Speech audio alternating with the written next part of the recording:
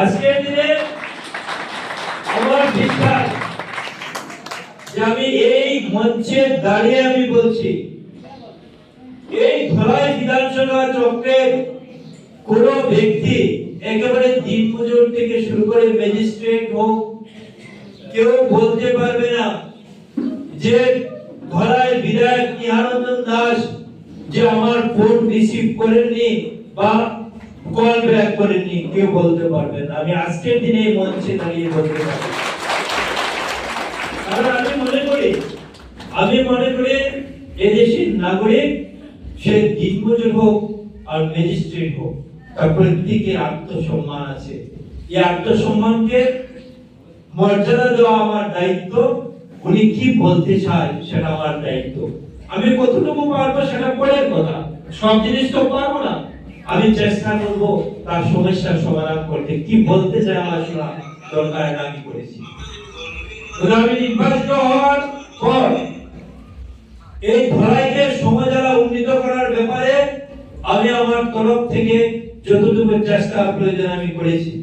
আপনারা জানেন 2023 সালে আসাম ক্যাবিনেটে সিদ্ধান্ত হয়েছিল, তখন আমাদের নেতা মাননীয় পরিমল শুক্লবৈদ্য মহাশয়, যিনি আমাদের অভিভাবক, ওই ক্যাবিনেট মন্ত্রী ছিলেন 2023 সালে। তখন ক্যাবিনেটে সিদ্ধান্ত হয়েছিল যে 78টা বিধানসভা চক্রকে সমজেলায় উন্নীত করা হবে। আর তখন ধলাইতে 6টা, কাছাড় জেলায় 6টা বিধানসভাকে সমজেলায় উন্নীত করা হবে সিদ্ধান্ত নেওয়া হয়েছিল 2023-এ। ধলাই শিলচর ছাড়া বাকি যে 6টা ছিল, এই 6টাকে সমজেলায় উন্নীত করা হবে। 2024-এ প্রথম সমজেলা হলো এই কাছাড় থেকে শুধু লক্ষ্মীপুর কে নেওয়া হয়েছিল, এবং করিমগঞ্জ থেকে রামকৃষ্ণনগর এবং পাথারকান্দি, বরাকবিন্দি 3টা নেওয়া হয়েছিল 2024 সালে।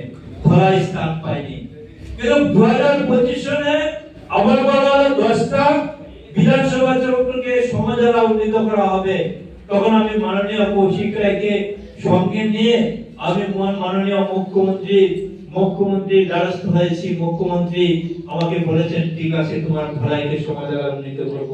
2025-এ ধলাই সমজেলায় উন্নীত হয়েছে। এই কাজটা আমি করতে পেরেছি। আমি আমার তরফ থেকে আমি আমার দায়িত্ব পালন করেছি। আমি আজকের দিনে আপনাদেরকে বলি, দল কাকে টিকিট দেবে সবাই বলবে, 11 টিকিট ডিক্লেয়ার হয়নি। কিন্তু আমি আপনারা বিদগ্ধ ব্যক্তিত্ব, আপনারা বুদ্ধিজীবী, আপনাদের সামনে আমি বলছি যে দল যদি আবার আমার উপর বিশ্বাস রাখে এবং যদি জনগণের আশীর্বাদ থাকে, আমি ধলাইতে 5টা কাজের জন্য আমি সবচেয়ে বেশি গুরুত্ব দেব। প্রথম হচ্ছে, এই ধলাই মানুষ সার্কেল অফিসের জন্য শোনাই যায় বা শিলচর যায়। আমার প্রথম কাজ হবে ধলাইতে সার্কেল অফিস তাড়াতাড়ি আনা। দ্বিতীয় কাজ হবে ধলাইতে সিভিল হসপিটাল তৈরি করার জন্য মাননীয় মুখ্যমন্ত্রীর দ্বারস্থ হব, যাতে তাড়াতাড়ি ধলাই সিভিল হসপিটাল করা যায়, তার চেষ্টা আমি করব। ধলাইকে পৌরসভায় উন্নীত করা প্রয়োজন আছে। সোনাই পৌরসভা হয়েছে, কিন্তু ধলাই কেনা হবে না। ধলাইতে পৌরসভা হোক, এটা আমি চাই। আর এত অঞ্চলে তো বৃহৎ অঞ্চলে একটা কলেজ নেই, ধলাইতে যাতে মডেল কলেজ হয় তার জন্য আমি আপ্রাণ চেষ্টা করব। এবং আমি বলেছিলাম মুখ্যমন্ত্রী মহোদয়ের কাছে, আমি দাবিও পেশ করেছিলাম, ধলাইতে যাতে একটা আইটিআই সেন্টার করা যায়, যেমন শ্রীকোনাতে যেরকম আইটিআই আছে, ধলাইতে যাতে আইটিআই হয়, যাতে বেকার সমস্যার অনেকটা সমাধান হয়, তার চেষ্টা আমি করব। এই কথাগুলো বলে আপনাদেরকে আবারও আমার প্রণাম, আমার শ্রদ্ধা, আমার ভালোবাসা জানিয়ে আমি আমার বক্তব্য শেষ করছি। নমস্কার।